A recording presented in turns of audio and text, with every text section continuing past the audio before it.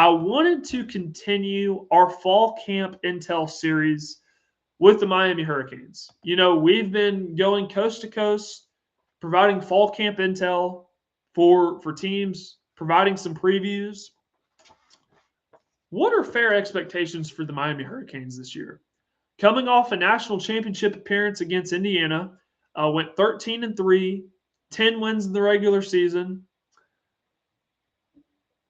I actually think, and I've said this before, I've been pretty out in front of this, that I think Miami as a whole might have a better team than they had last year.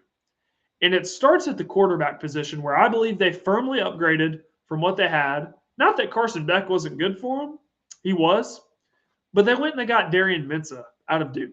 And Darian Mensah, 4,000-yard passer last year. I believe it was second in the country. It was second in the country in passing last year. He is an upgraded quarterback for Miami.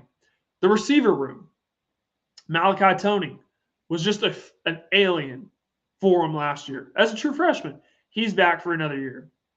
They went and they got Darian Mensah's leading receiver at Duke last year, Cooper Barkate, who is a legit vertical threat. Now, they did have to dismiss a player from their team recently, Cam Vaughn, who is a transfer from West Virginia.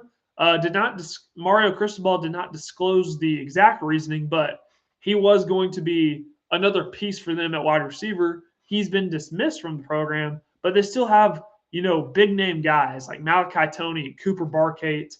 So pretty big deal for him there. I'm going to trust the offensive line implicitly as long as Mario Cristobal is there. They only returned one starter. They only returned one starter on their offensive line from last year, and that is Matthew McCoy. He started 15 games for him at left guard last year. He's moving to right tackle.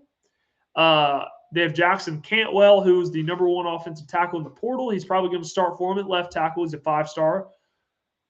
They're not – the cupboard is not bare for Miami. They still have a lot of talent, and Mario Cristobal, being an offensive line guy, playing offensive line at Miami back in his heyday, I'm going to trust that unit as long as Cristobal's there.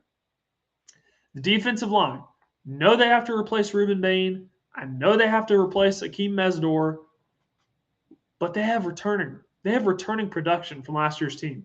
Marquise Lightfoot's still there. Justin Scott is still there. Ahmad Moten is still there. They went and they got Damon Wilson from Missouri, one of the most highly coveted edge rushers in the transfer portal. That defensive line is going to be clicking. Linebacker, I think they'll be fine there. Mo Torre returns to anchor that front in the front seven. Cornerbacks, OG Frederic. This defense, it may not be as good as it was last year, but as long as Corey Heatherman is there at defensive coordinator, they can at least be on par. Now, when I say that Miami might have a better team than they did last year, that doesn't mean that I think they're going to win the national championship. They might. They might contend for one like they did last year. But I also think Miami can be better than they were last year as a team and still not make the national championship game. Partly because you have teams like Notre Dame, my preseason number one. You have Ohio State, who's going to stand in your way. Oregon, obviously. Texas with the most talented roster they've had.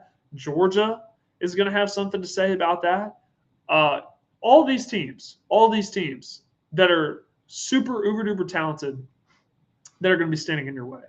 So I just want to caution everybody, when I say Miami can be better than they were last year, that's what I mean.